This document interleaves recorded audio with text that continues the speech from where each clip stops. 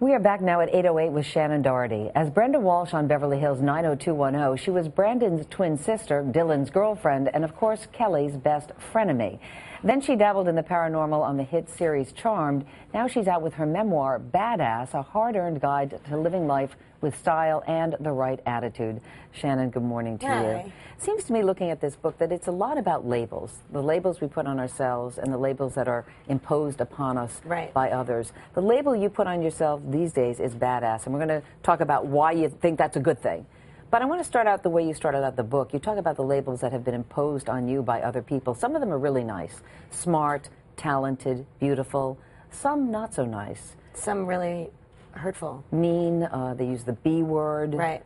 Ugly. I mean, I've been called all sorts of things by people. And yet you write in the book, did I deserve the negative labels? Well, yeah, but not all the time, and certainly not for the reasons they thought. What do you mean?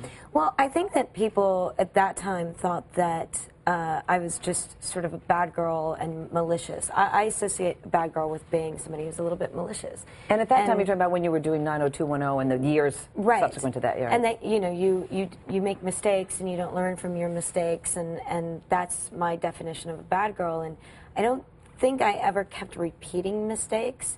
I just think that I was trying to find my way, and I was never malicious. It was, I had my own things going on, and because I was trying to be somewhat private, nobody kind of knew what was happening with my dad and my dad's health. Well, let's talk about that, because you started 90210 when you were 19 years old, and I don't think anybody knew at that time. I mean, your dad had gotten ill with a heart condition when you were 12, I think it started. Yes. By 19, you're really taking care of your family. Yes. Supporting your family, but you were very private about it. You didn't ever talk about it. Right. Well, I mean, at the time, I didn't really think it was anybody's business. And, you know, if you back up a little bit, when I was 10, my mom had an aneurysm and had a 10% chance of living. And she's, you know, very healthy and amazing, amazing woman. But then you have my father, who has strokes and heart attacks. I think now it's 10 strokes, 9 heart attacks, quintuple bypass heart surgery, dialysis. And yeah, at some point I looked at my mom and said, my mom was working and my dad was trying to work for as long as he could. And I looked at my mom and said, he needs, you know, somebody with him all the time. And I would prefer that to be you. Like, let's work this out. And I sort of came on and took on that responsibility. And I think of it as an honor. But then how did it provoke some of the bad behavior? Because, I mean, you cop to it. You say that your reputation was questionable. Well, think about the responsibility. So for me, it was not only the fear of abandonment of losing your parents growing up as a child and losing my 2 best friends because I'm that close with my parents, but then it's the responsibility and then all this attention and this press and you're having to supposedly watch every move that you make. And I think that it's just natural to sort of fall down even more. And sadly, you're falling down in front of millions and millions of people, and you have the press that's magnifying it and making it 10 times worse than it actually was. Did you feel at the time that they were going after you? I did. I mean, not that I didn't. Ask for it? Ask for it a little bit. I think that I did. You know, if you're having problems, you should probably become a shut-in, you know, and go to therapy and figure it out. But at the same time, I'm really happy that I lived my life the way that I did, because it's all of those mistakes and everything that I learned growing up as I did that put me where I am now. At 27, you had a DUI, and you said that was your turning point.